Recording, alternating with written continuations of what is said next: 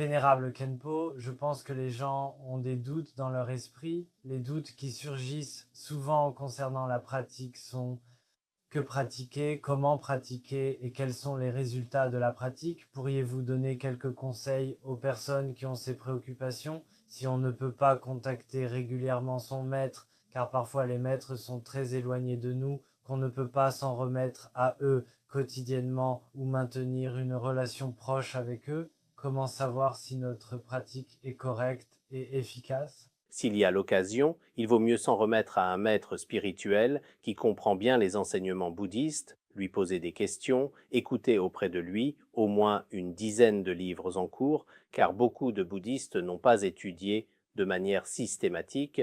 Il peut être difficile de comprendre les enseignements bouddhistes si le maître spirituel, les circonstances ne le permettent pas. Ce qui peut être très important, c'est par exemple dans le bouddhisme tibétain, il y a le chemin de la grande perfection.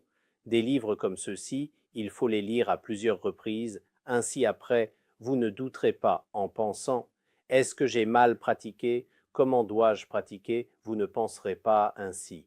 Si nous n'avons pas cela et que nous comptons uniquement sur notre propre intelligence, même si vous avez une grande sagesse, les instructions essentielles de la pratique sont difficiles à comprendre. C'est comme conduire une voiture sans maître pour enseigner. Même si vous êtes très intelligent, en tenant le volant, vous aurez beau essayer, vous n'arriverez pas forcément à prendre la route. Donc le mieux est d'avoir un maître spirituel. Sans maître spirituel, peut-être trouver un texte de dharma fiable et aussi pratiquer à plusieurs reprises.